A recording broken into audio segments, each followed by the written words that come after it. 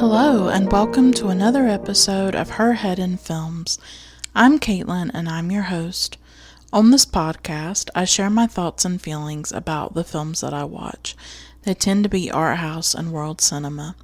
What makes this podcast unique is that I weave together my life experiences with an in-depth discussion of the films that I love.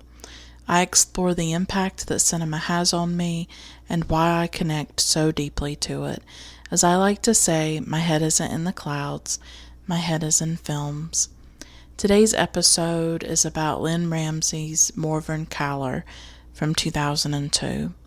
I really love this film. I talk about why I love it, why I think it's really a film about grief. It's also about taking us into the inner world of a female character and taking us into her life and almost into her skin in a way. I feel a very deep connection with this film, and I talk about why I feel such a deep connection to it. So I hope that you'll stick around and listen to my full episode.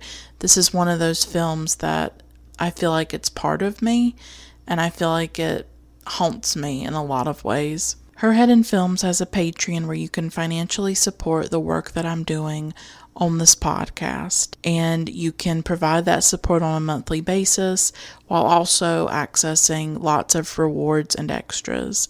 You can find more information at patreon.com/herheadinfilms. That's patreon.com/herheadinfilms. I have merchandise. I know you want Her Head in Films merchandise, so check out that link and get more information. At one level, you get a shout out on each episode, so I'd love to give a shout out to my wonderful patrons Rachel, Tyler, Max, Juan, Iris, Teal, JD, Vanessa, Spunden, Paulina, Olivia, Carolyn, Jesse, Feminist Overlord, Michelle, and Lindsay. Thank you all so much for your support. If financial support is not an option for you, and I definitely understand if it isn't, please consider reviewing the podcast on iTunes and or Stitcher.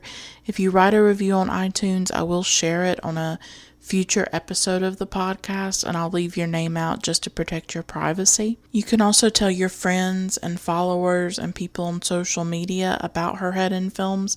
That really helps me when y'all go out there on social media and spread the word about what I'm doing. It means a lot to me, and it helps the podcast, and it helps me reach more people, which I'd really love to do. Or you can just send me an encouraging message or comment, or just engage with me in a positive way on social media. Your messages and your comments mean a lot to me, and please don't underestimate the power that they can have. They're really important, and they really help me and keep me going sometimes. I'm on Facebook, Twitter, and Instagram at Her Head in Films, and you can see all my social media accounts listed in the show notes of each episode. I don't have a what I've been watching section this week because I've just been so exhausted and busy, and I haven't had time lately to really dig into anything and watch anything great in the past week that I can tell you about. So we won't have that segment. We'll go right into Morvern Callar and why I love this film so much and why it means so much to me.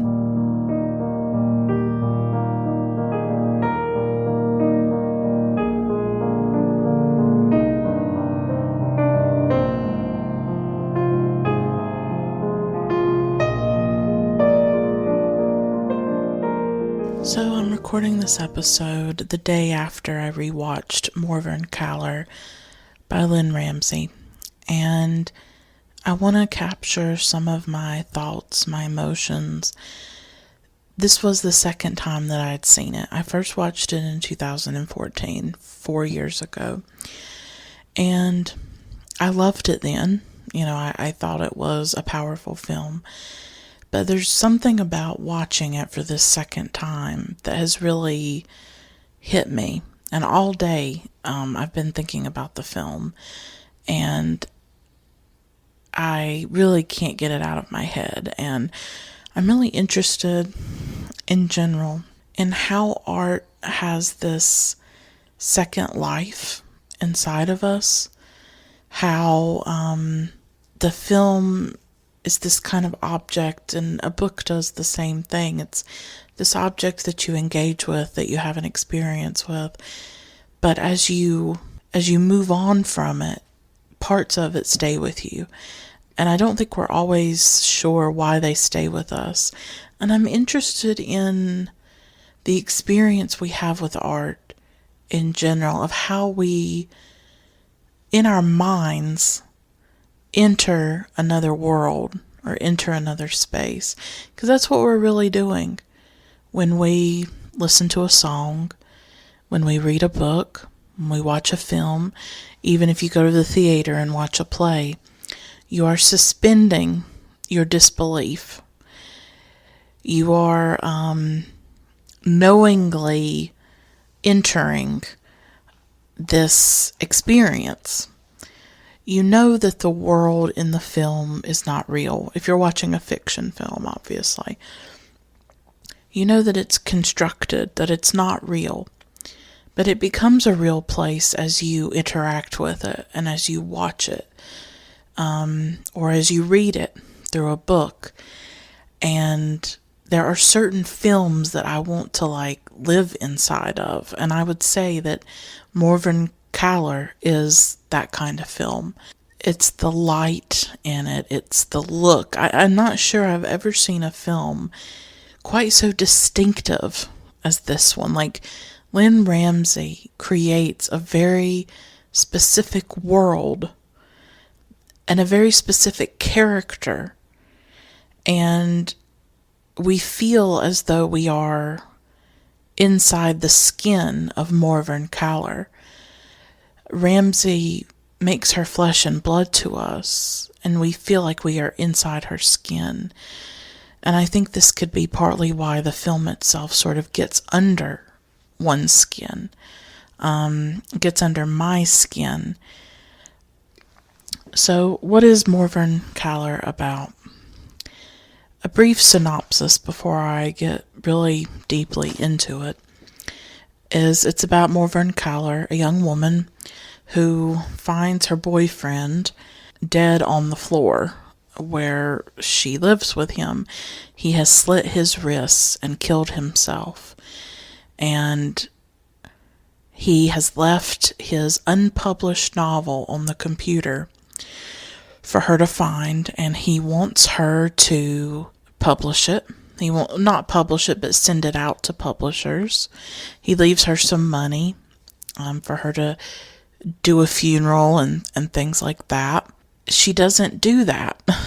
Instead, she puts her name on his novel and sends it out to publishers, and then she takes the money he left her and she goes on a holiday with her best friend, and that's pretty much the narrative. The book gets accepted by a publisher. She gets offered a large amount of money for it. She works at a supermarket, at a grocery store, and so this is really life-changing money for her. Not a lot happens in terms of the plot. That's not what this film is. This is not a thriller. This is not a suspenseful film. This is really a film about a woman who, I would argue, is grieving, is trying to cope with what she's gone through, with the trauma that she's gone through. She is confronting death probably for the first time in her life and doesn't quite know how to handle it. And this is definitely a film about grief, and I'm going to talk about that aspect of the film in a moment. But the film itself is based on a 1995 novel by Alan Warner, and it's set in Scotland. I don't know if I mentioned that. Morvern Callar is played by Samantha Morton. Samantha, just, to me, this is the performance of her career. I have not personally seen her in a lot of films.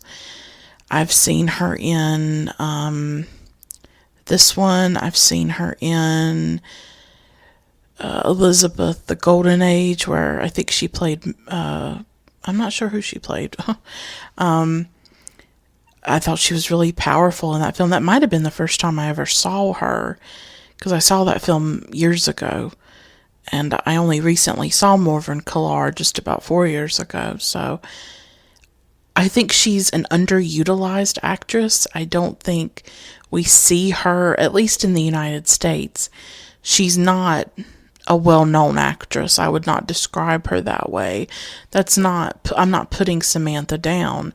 She's just not, I wouldn't say overly famous. I think she might be more well-known in the United Kingdom or in Britain.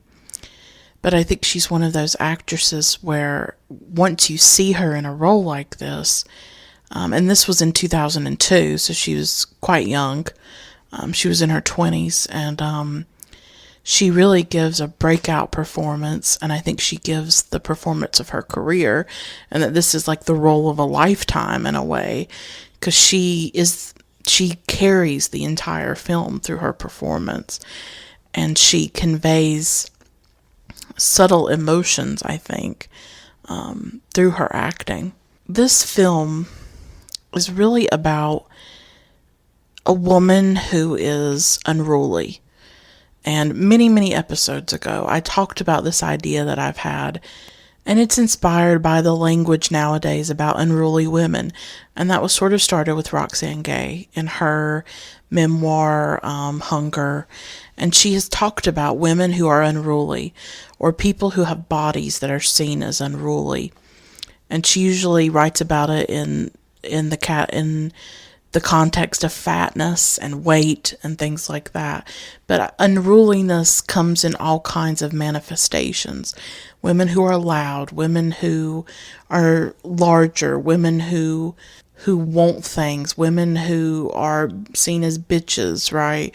Women who don't want what society tells them they should want. And so these are women that really are excessive in some ways, that sort of spill outside the bounds of what we think about in terms of femininity, women who subvert gender norms, women who are seen as deviant, and not being proper women, I guess you could say.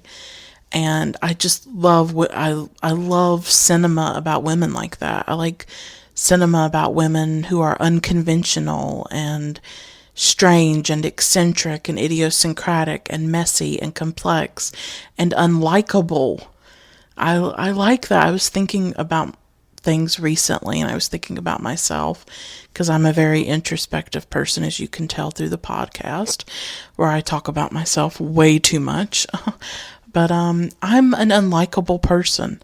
I would not call myself likable at all in everyday life when I'm going about my business and existing in the world. I don't smile. I don't try to please people. I'm not wearing things that are pleasing to men. I'm not interested in being seen as fuckable or as a sexual object to someone else. It's not of interest to me, and there are a lot of things about me that do defy gender norms, and I don't often feel like I am the right kind of woman, because I do have opinions and thoughts, and I am emotional, and it's weird when we think about women like we socialize them to be emotional, right? But our culture, especially here in the United States, can't actually handle emotion. We can't handle people who feel and who are sensitive, even if they are women. So you can actually get punished for that, I think, if you are a person who's emotional or feels things. So I'm really interested in this idea of a cinema of the unruly woman.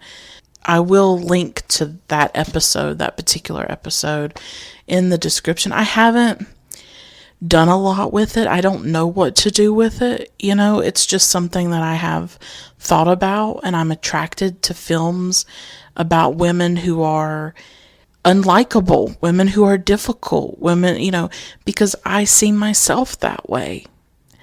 I see myself in that way. And so I would put Morvern Callar in that category, is that I think this is a film about women who are spilling outside the bounds in a lot of ways. Women who are not reacting or not doing the things that you would expect. And that comes back to what I said about this film being about grief. Morvern does not react to her boyfriend's death the way that you would expect her to.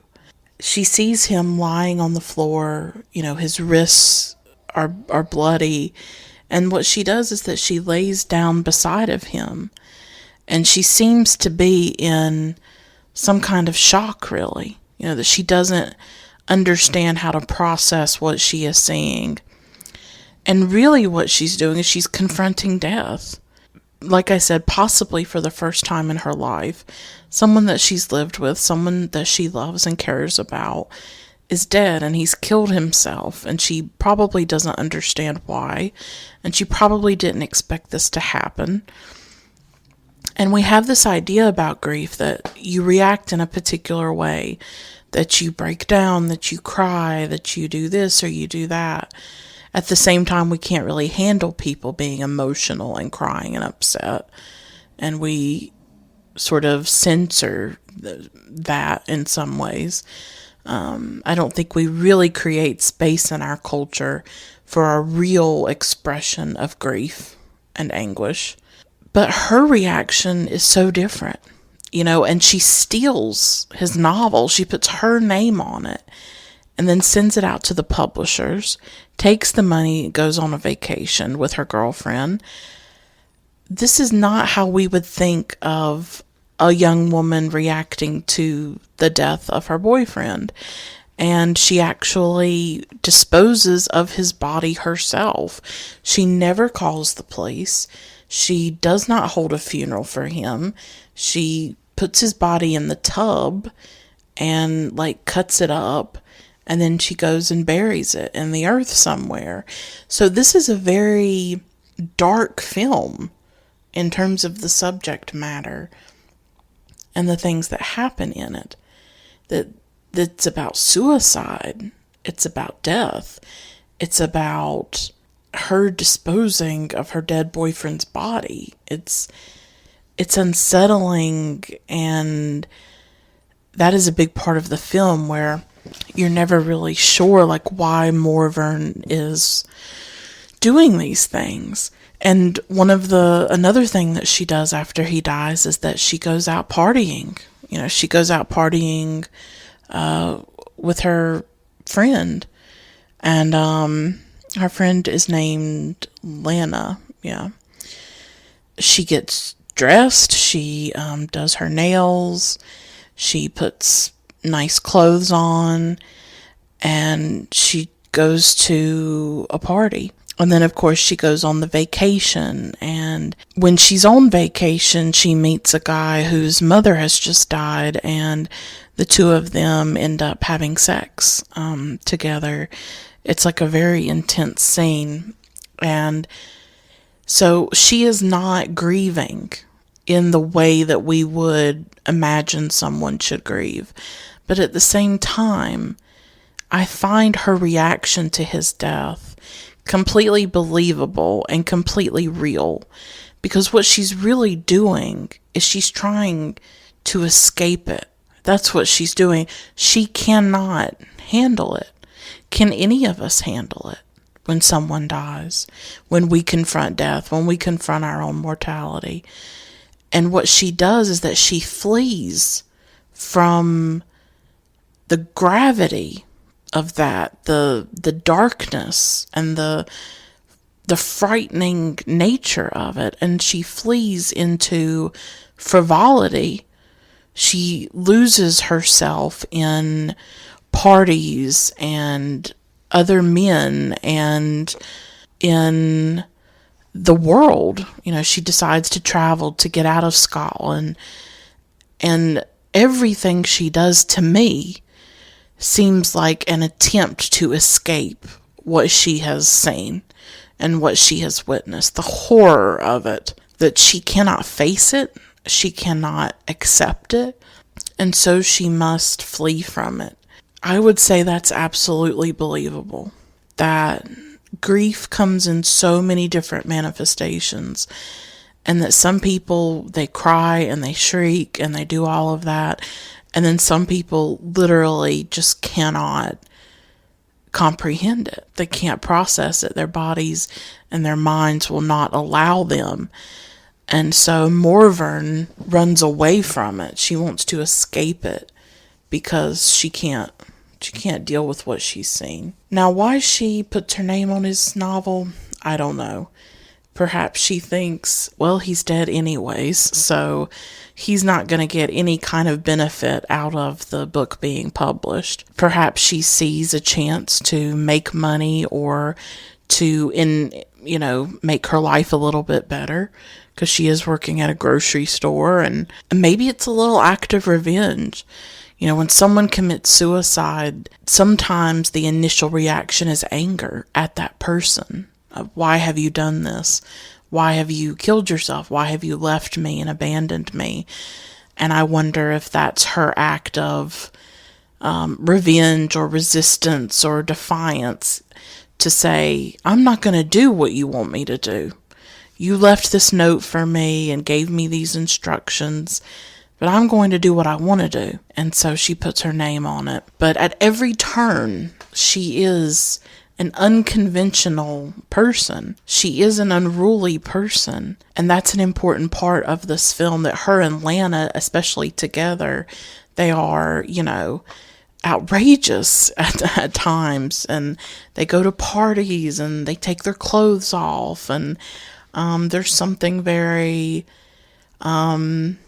sublime about them in that way, that they are carefree and there is a freedom and a liberation about them. And I think Morvern she wants to feel alive.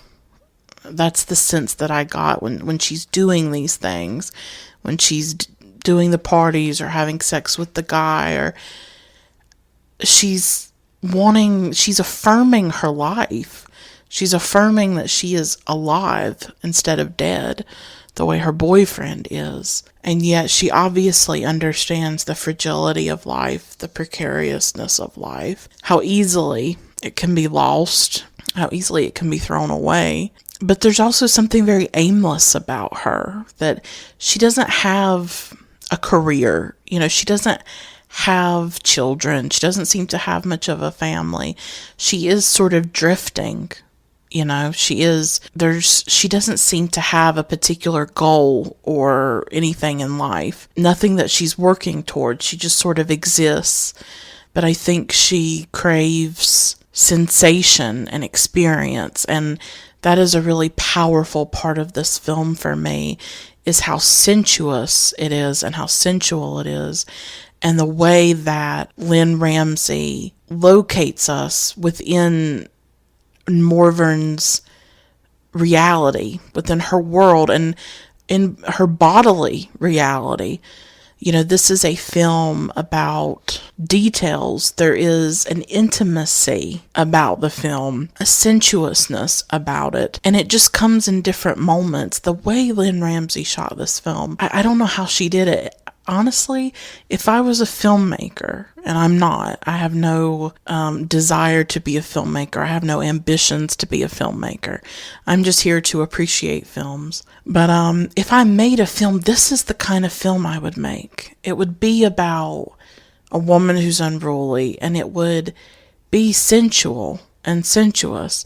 And I would say there's almost an eroticism about it. I can't quite explain it. I wouldn't say there's a lot of sex in the film, but it's an eroticism in terms of the sensuality of it and how the senses are centralized in the film. And it comes, like I said, in small moments. It's Morvern painting her nails red. That's a big motif throughout the film, is Morvern painting her nails. And you see her doing that, and she holds her hand up. Hands recur throughout the film sometimes. We see Morvern's hands. She's touching, when she lays down beside her boyfriend's body, she touches his back. When she's doing her nails, she holds her hands up. So that's a recurring image in the film. We see her in the bathtub at one point, and that's another sort of sensuous experience where she's just laying there in the tub and Samantha Morton, her performance, as I said, this is the performance of her career, I think, because she is how we enter Morvern's skin and enter Morvern's reality through her performance and the way she embodies this woman and brings her to life. And there's something about Samantha Morton's face, especially when she's in the tub, and her eyes. Her eyes are very different, Samantha Morton. I don't know how to explain them, but they're very expressive and a little bit haywire, and there's something kind of wild about them. Sometimes in the film she'll just sort of have this blank stare, and then other times she'll have this sort of mischievous sort of look in her eye. But when you see her in the tub, she's naked, she's stripped, she's raw, and you just feel the reality of her. You almost feel the shock that she's in, because this is shortly after she's discovered his body, and she just looks sort of numb in a way. And then she sort of, submerges her body in the water, and you can tell that she's just sort of lost, and she doesn't really know what to do. There's this scene where he gives her a mixtape, and I'm going to talk about the music a little later on, but I think the Christmas present, because this happens around Christmas when he kills himself, and it's very eerie and strange because his body is laying on the floor and the Christmas tree is up and the lights are blinking on and off. And the colors in this film this film has a mood and an atmosphere about it. And it was made in 2002, released in 2002. But it is set in the 90s. I consider it set in the 90s. The fashion indicates that it's in the 90s. There's this scene where her and, is Lana with her? I don't think Lana's with her at this point. But she's in this vehicle. She might be in Spain. And there's a girl in there, and she has these butterfly clips in her hair. And butterfly clips were all the rage in the 90s. So there's a lot of fashion indications that we are in the 90s. Although some of the music is from 2000.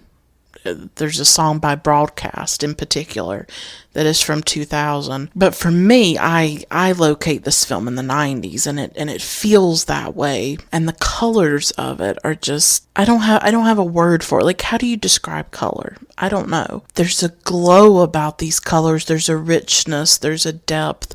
But there's also a darkness about them too.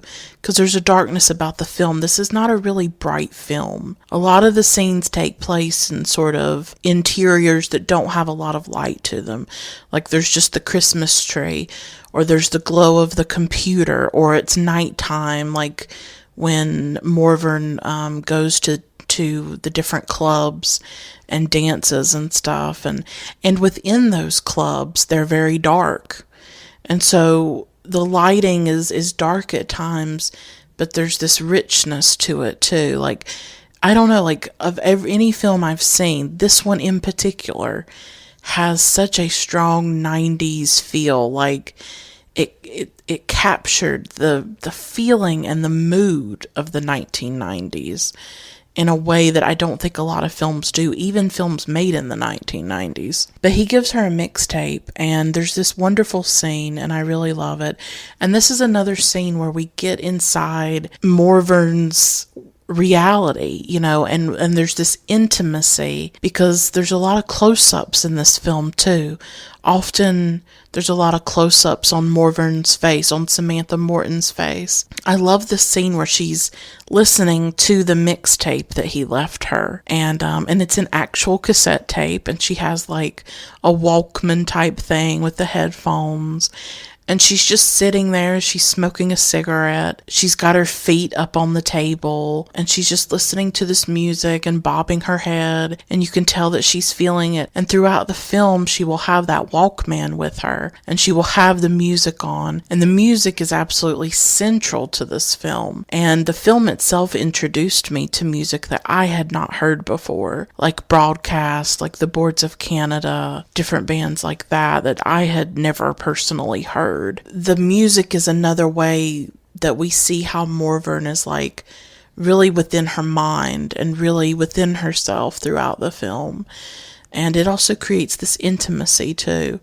But she loves listening to that music. And I love in that scene when she's listening to it by herself and she's smoking the cigarette. And I don't know, I just love scenes like that. They just feel so real. Of like this woman just listening to music and she's just feeling it, and she is by herself and she's not self-conscious, and she's got her hair back in a ponytail. And I love how when we got a close-up of Samantha Morton's legs, you could kind of see hair on them. And I was like, yes, like this felt like a film made by a woman. This felt like this film did not have the male gaze to it. Samantha Morton was not objectified or sexualized in this film at all. Is she naked at times? Yes. Is she engaged in sex at times? Yes. Is there an eroticism to it and a sensuality to it? Absolutely. But it's not exploitative. It's not objectifying in any way. And it feels like a film that a woman has made about another woman. It feels authentic in that way, of a representation of a woman that is complex and complicated and not exploitative and is not sexualizing the subject of the film, which can tend to happen when we have male directors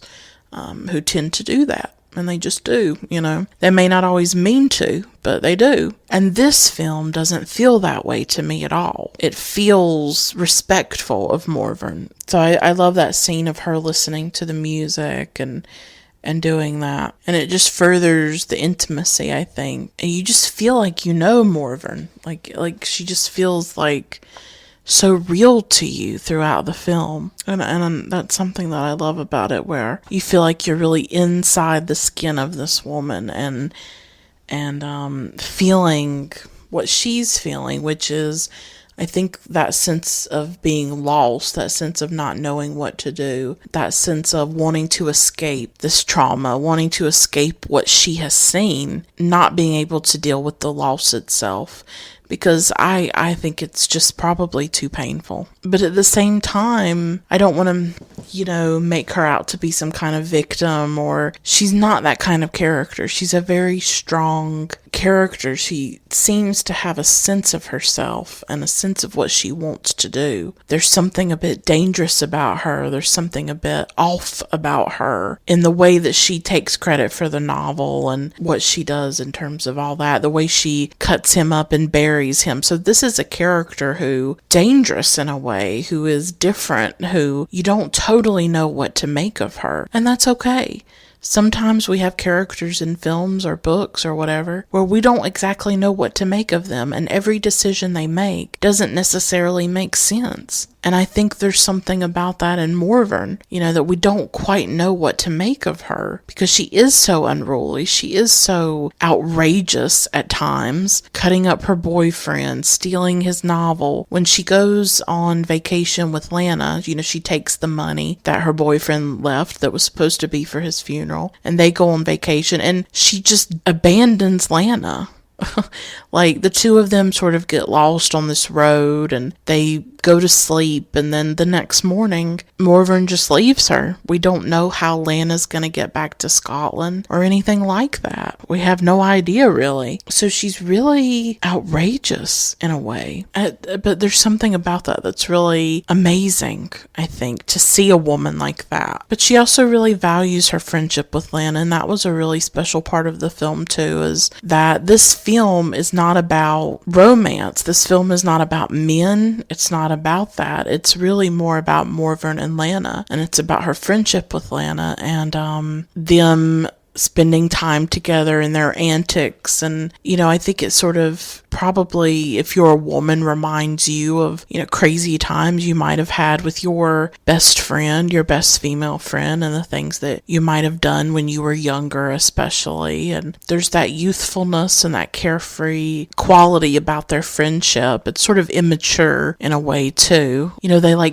get in the bathtub together like they're 5 years old. You can tell that they're really young and sort of immature and naive in a lot of ways. But it's endearing, and I think it's really relatable that a lot of women have those kinds of friendships where when you're with your best girlfriend or whatever, that you both get silly and you both talk about stupid things and you do stupid things and you just want to have fun and feel alive in some way. And that's a really beautiful part of the film, I think, is that friendship. Although it has its rocky moments, for sure. Like Morvern just sort of abandoning her in the desert in a lot of ways. I mean, Lana ends up being okay, but at the time you're like, oh my gosh, why are you just leaving your friend, And it's sort of an outrageous moment. But I think it is in keeping with this character of Morvern that, she's not always necessarily a likable person or a great person. She does things that are not the best thing that you should do, but she does them anyways. And that is sort of the character that she is. But the music is really important. I just wanted to touch on it for a moment. The soundtrack is amazing. I actually, after I watched the film, I made a Spotify playlist for myself so that I could listen to the different songs. You've got the Velvet Underground, you got Can, you got Boards of Canada, Aphex Twin, Nancy Sinatra and Lee Hazelwood. Oh, Some Velvet Morning. That's such a great song. My personal favorites from the soundtrack are the Boards of Canada, Everything You Do Is a Balloon, and Broadcast's song You Can Fall. When I hear those songs, I'm just transported, but especially Boards of Canada, Everything You Do Is a Balloon. I still listen to that song, and it's incredibly magical. And it's one of those songs that it's so unique sounding.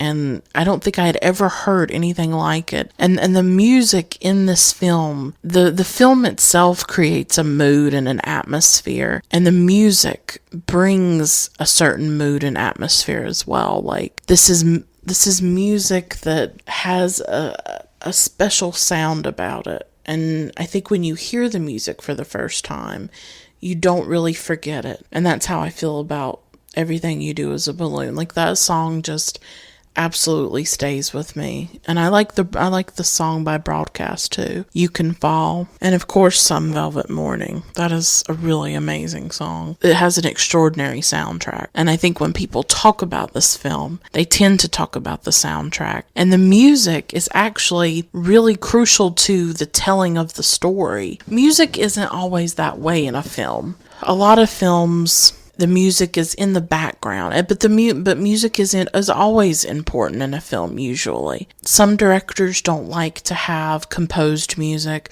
They like to just use natural sound that is in the film, and then other directors do like to have that. They do like to have special music and a score created for the film. Or like with Morvern Callar, they go and choose songs that already exist to create the soundtrack. And that's obviously what this film has done. And it wouldn't be the same film without the music, because from the beginning it's so central, because he makes her the mixtape. So these are songs that he has chosen for her. And throughout the film, she is listening to the songs and experiencing the songs. And often we can tell what she thinks of them through her reaction to them. And there's something very intimate about it, that this is really his final gift to her, his final offering. Perhaps he created that mixtape as a way to help her through the death, to help her through the grief. In his letter to her on the computer, he says, be brave. He wants her, obviously, to keep going and to go on living and to be brave. And perhaps the music is a part of that.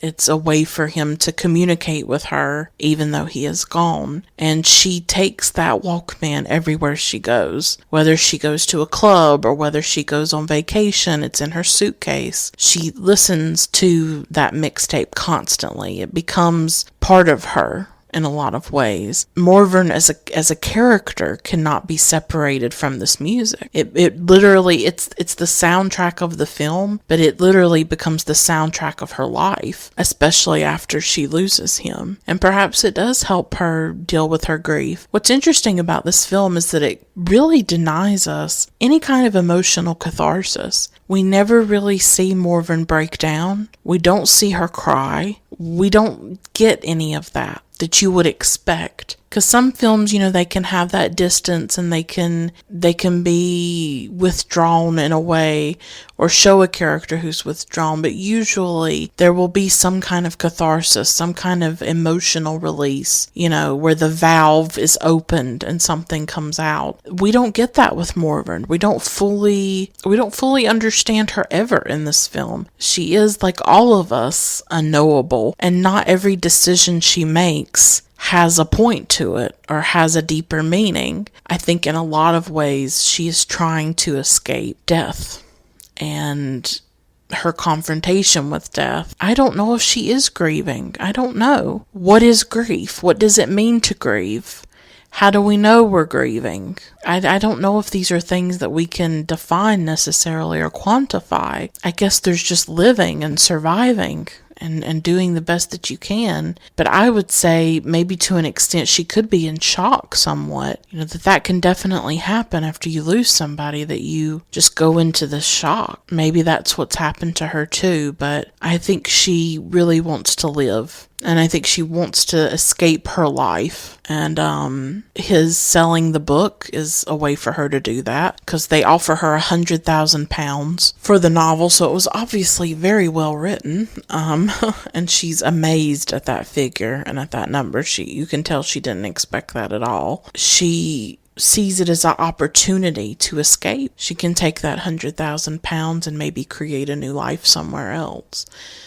And that might be what she is going to do. I don't know if there's ever this sense that she is really grieving, or she never has any kind of emotional breakdown or any kind of emotional release. Or I have the sense that she's the kind of person where all the emotion is an interior, is really inside her, that there's so much in there and there's so much going on within her head that it doesn't always show up on the outside or in the external world. I think this film is really about the inner life of Morvern. You do feel this connection to her. You feel this intimacy. You feel like you have entered her world in some way, her reality. But she's still at a distance. We still don't fully understand her, and we're not supposed to.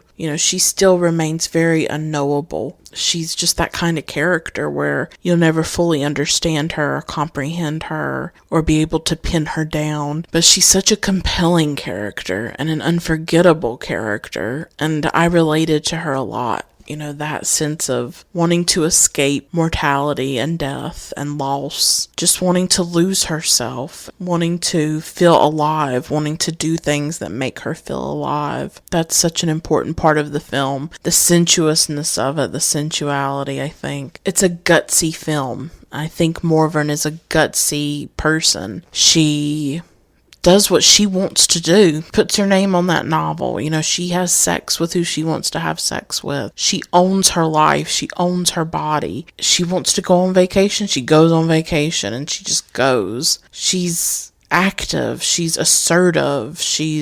I think she is brave and ferocious, and she's really the opposite of me. When I've gone through grief, when I've lost people, like I've talked about on the podcast a lot, I talk about grief all the time, too much, really too much. I withered, I was shattered, I was broken. I struggled to cope, and I still struggle to cope with grief and with the things that I've lost and the people that I've lost. And Morvern is so different from me. It's almost like she starts to take control of her life, and she's not going to let his suicide or his death hold her back or keep her from doing what she wants to do. It sort of is a catalyst for her to really reinvent herself and to change her life and, to steal his novel and get the money for it and to really create her life in a new way almost. She goes to clubs and she travels and she's just someone who, she isn't afraid of anything. She seems very fearless and very, just strong and strong-willed in particular, and I really love that about her too, that she's a powerful character, and the way that Samantha plays her is very powerful. Watching this film for the second time, I just thought it was even better. I loved it the first time, but I loved it even more the second time, and I'm still listening to the music, and I'm still thinking about it, and the different colors, like the reds and the blues, and the way the light is in the film, and there's like a dreamy quality to it. I sort of am obsessed with the 1990s. I was born in 1989. I guess I'm technically a 80s baby or something, but really, the 90s is what I connect to. I mean, I guess you'd argue that I came of age in the early 2000s. I still connect more to the 1990s than I do to the 2000s. Even though I was, in the single digits in terms of my age, I just have very strong memories, very strong experiences from that decade that I feel really connected to. And I like to watch movies from the 1990s and television shows from the 90s, like My So-Called Life, which is one of my favorites. And I grew up on all those shows like Boy Meets World and Family Matters and all those shows. And I love music from the 1990s. My all-time favorite singer is Tori Amos, and Tori Amos's peak was in the 1990s, and she did some amazing work in that decade. And I love all of the women from the 90s, whether it's Sarah McLachlan or Paula Cole or Bjork or Fiona Apple, Tori Amos obviously, or Jewel, Alanis Morissette. Those are some of my favorite musicians. And I also love rock from the 1990s, like the Gin Blossoms and Nirvana and all of that. All of the kind of different rock that was in that era, like Pearl Jam and Soundgarden. I love the richness of the music. I love the fashion. Women's fashion in the 1990s was the best, I think. Butterfly clips and chokers and dark lipstick and I love it. And we have amazing, wonderful fashion in Morvern Callar. It really captures that beautiful fashion that women had in the 1990s. Sort of that grunge sort of feel to some of the fashion, which I also really like. Obviously, I just love the world that this film creates. I think I could just stay in it forever. And I've just been thinking about it ever since I watched it. And I think my admiration for the film has really grown a lot more since the first viewing. With this second viewing, it's just like intensified my love for the film, because this really is about a woman who is, I think, trying to escape death and trying to escape what she has experienced and what she has had to confront through her boyfriend's suicide. And she's trying to do things, I think, that make her feel alive, and she is connected to her body and connected to what it feels like. You just feel what she feels in a way as she's smoking that cigarette, and you can feel that almost, or when she's soaking in the tub, and you can just feel that. There's an emotion to it, even though she's not necessarily an emotional person, and she never cries in the film. You feel very connected to her and very connected to her emotions and the way that she navigates the world and what she feels. And obviously, that's the genius of Samantha Morton in this film, is the way that she conveys Morvern's inner life and her inner reality and her inner emotions through her body, her face, her eyes, the way she listens to music, the way she submerges herself in a tub, the way she sucks on a cigarette, the way she kisses a man, the way she laughs with her best friend. It's just this gorgeous film about a woman's life and a woman's inner world and inner reality, I think, and her attempt to flee from and escape the horror that she has witnessed, and to reaffirm her connection to life and to feel alive again, and to really soak life into her body. And I love these scenes when she's just looking out the window, or she like puts her head at the window so that she can feel the wind on her face. And there's just all these little moments throughout the film where she is sort of basking in life and basking in sensation. It's such an extraordinary performance. She's just so real to me, this character. Like, I know she's not real, but she feels that way to me. You know, she's just so beautiful. Like, Samantha Morton is gorgeous in this film. There's no denying it. And she's just captivating and riveting to watch on screen, even when she's not even doing that much. She's just, there's that intimacy, but there's a distance too. It's like you can never fully know someone. And of course, you can never fully know a character. So Morvern, she's close, and you seem to feel her emotions in that inner world, but she's also very distant from you, because you don't fully understand some of the stuff that she does or why she does it. We don't know anything about her backstory. We don't know anything about her life or what has happened to her. We only know her now. You know, we only know her as she exists after she has found her boyfriend dead on the floor from suicide. And that is the Morvern that we see. We don't know what came before it. But she does seem like a person who is kind of lost, person who is kind of drifting through life and can't really find her way or can't really find her place in the world. And that's another thing that I really relate to about her. I relate to so many things about Morvern, even as she is so different from me in the way that she is very powerful and daring and unapologetic and fearless and strong. You know, I see her that way. But she's also, I think, profoundly affected by what has happened and what she's seen and the loss that she has suffered. And she doesn't grieve in the way that we would expect, or that we would perhaps want someone to react. She really is deviant in that way. She really deviates from those expectations, and she lives her life in a different way, and she chooses to grieve or to cope with loss in a different way. But really, she's coping with it the only way that she knows how, and I actually think she's coping with it in a very human way, in a very relatable way, in trying to lose herself, whether it's in these clubs, whether it's sex with a man, or going to parties and, you know, doing crazy things with Lana. She's very human in that way, where she's just trying to lose herself. She's just trying to escape into something else so that she doesn't have to think about what has happened or think about what she's lost. And there's just something really heartbreaking about that, but so human and relatable. This really is about a woman struggling to cope with that, and we're just coping with it in the way that she wants to, in the way that she chooses to cope with it, even though it may not make a lot of sense to the viewer, you know, or the viewer may question why she's doing things like that. I think most people would have called the police, you know, if they found their boyfriend dead on the floor of a suicide. But we don't know what she's gone through before this point that makes her make the decisions that she does, and why she didn't call the police and why she chose to do certain things that she does. So that's the mystery of the film.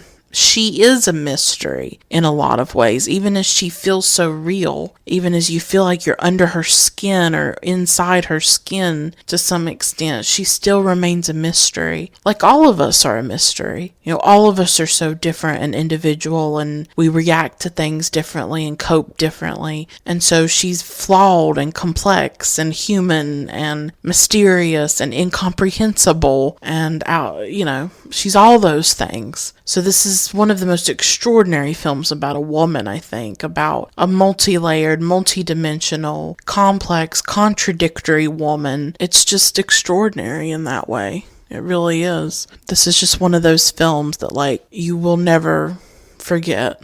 You know, it gets under your skin and it becomes part of you, and that's how I feel. Like, I feel like Morvern is like part of me in a lot of ways, and like I can't let her go. I don't want to let her go because she's just so important to me, I think.